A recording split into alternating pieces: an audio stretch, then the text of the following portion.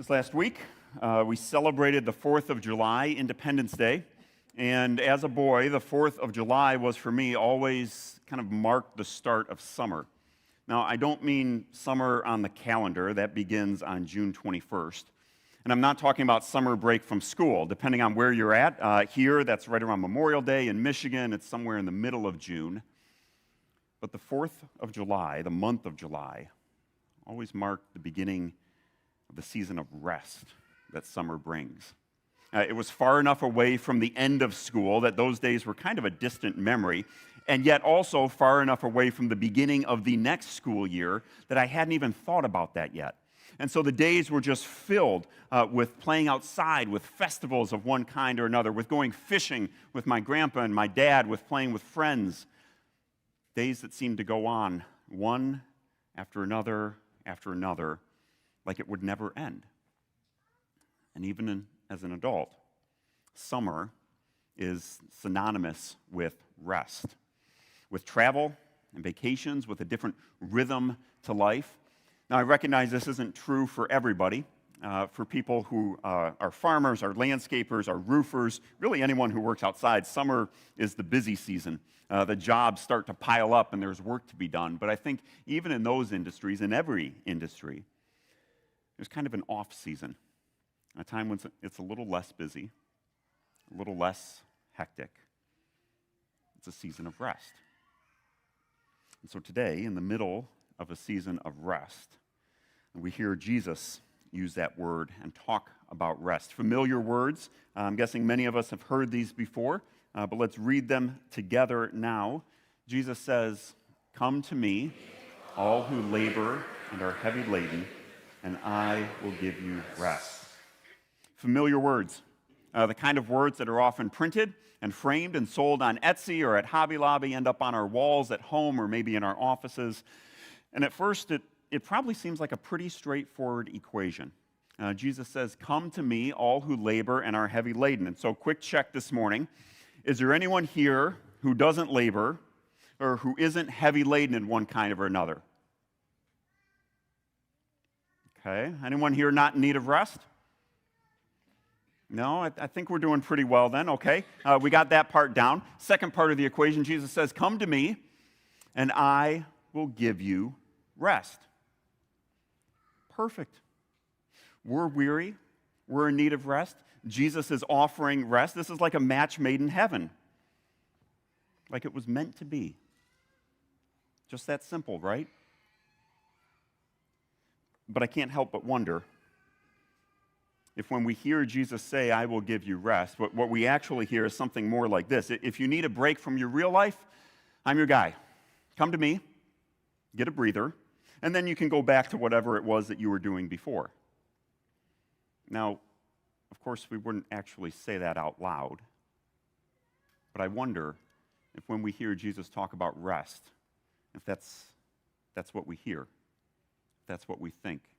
If we conflate the rest that Jesus offers with the kind of rest that our world and our culture offers, and pretty quickly Jesus becomes one more means of rest right alongside everything else, right alongside vacations and me time and mindfulness and sleep hygiene and all the thousands of other ways we look to recharge our batteries before we get to the more serious, albeit exhausting business of real life.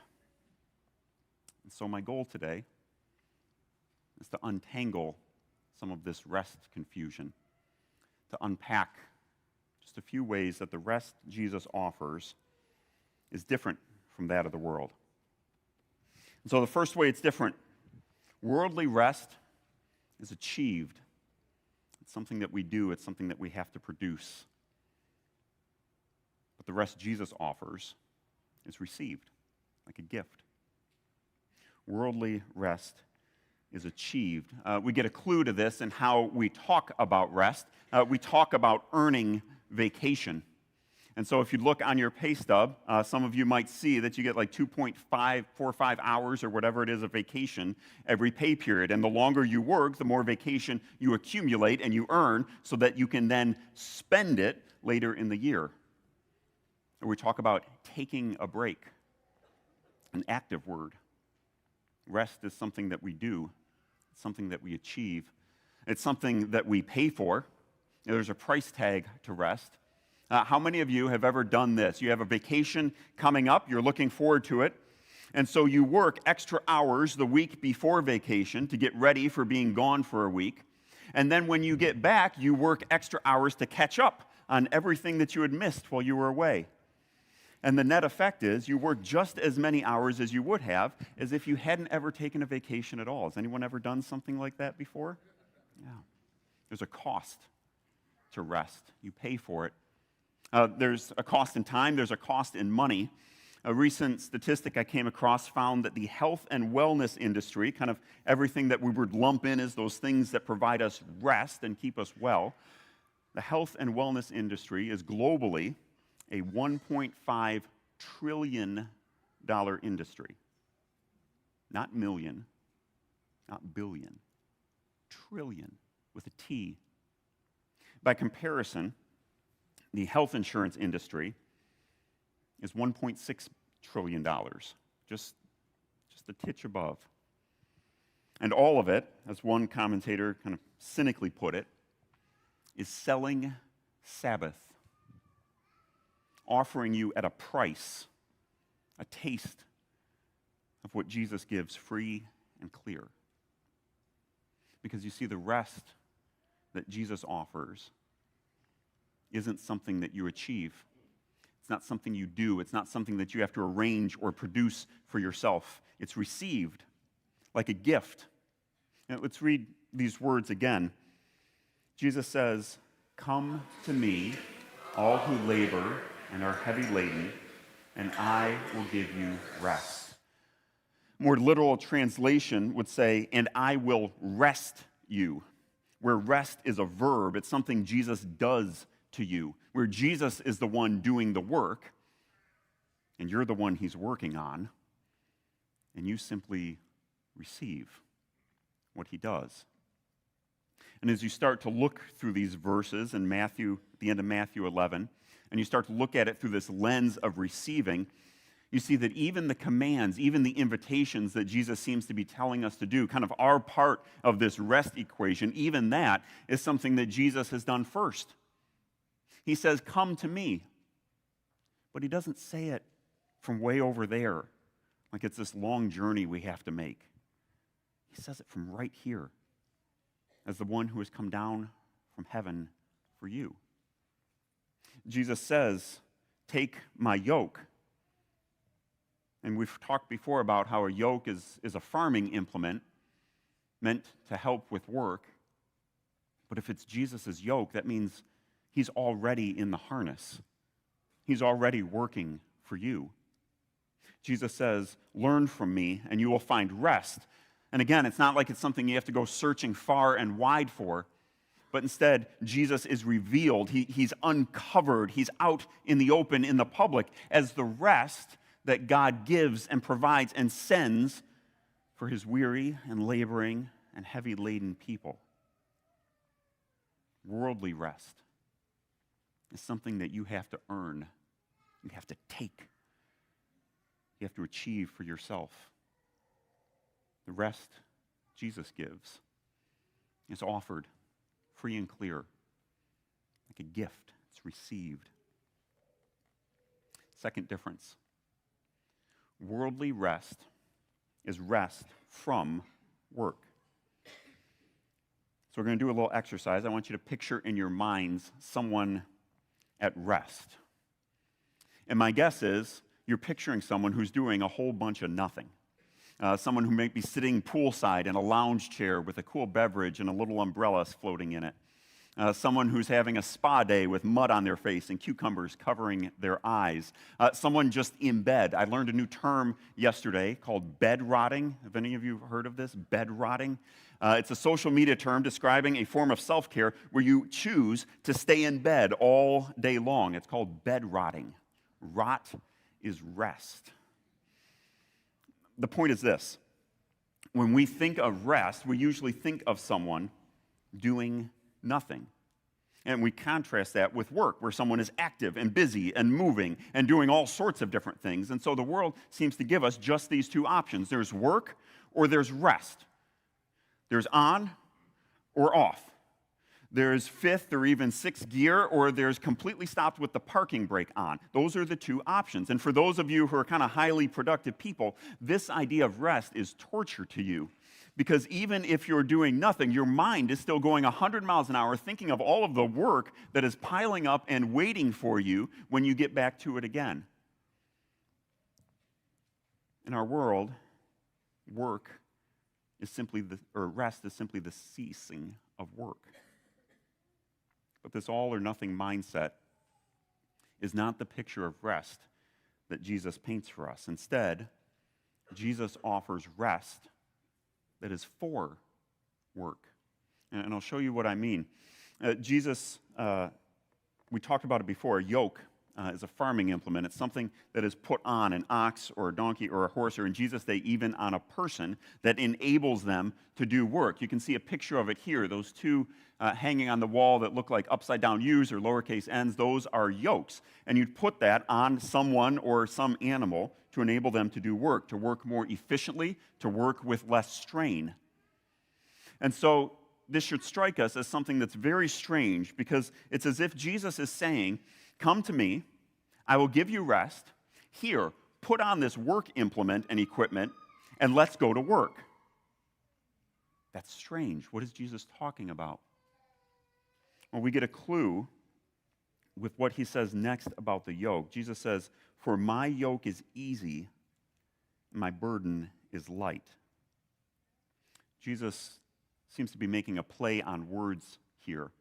In Jesus' day, a yoke was also a term for a particular rabbi's set of teaching, for his way of life, for what he would hand on to his disciples, where they would mimic him and follow in his footsteps.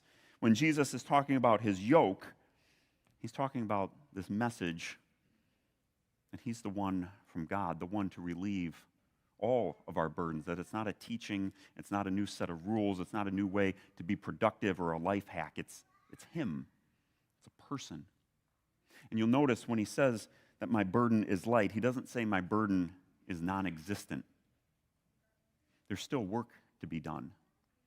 Jesus seems to acknowledge this as simply one of the facts of life, but he says his teaching, his way of life, his yoke actually makes the work manageable.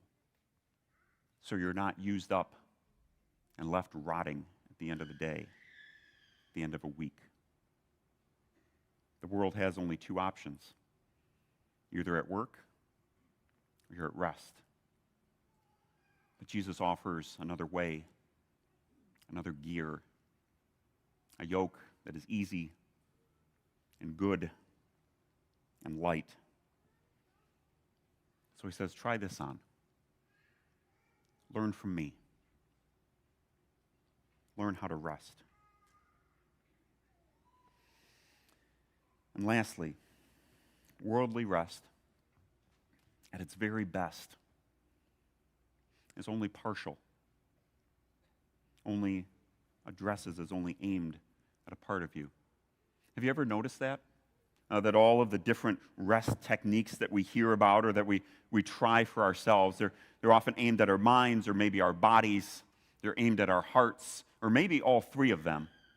And so we think about rest for our mind in terms of practicing mindfulness or meditation or binging our favorite show that just came out or going to see a therapist. And we think if we can just rest our minds, then our bodies and our hearts will follow. If we can shut down all of the chatter, we'll finally have some peace and quiet.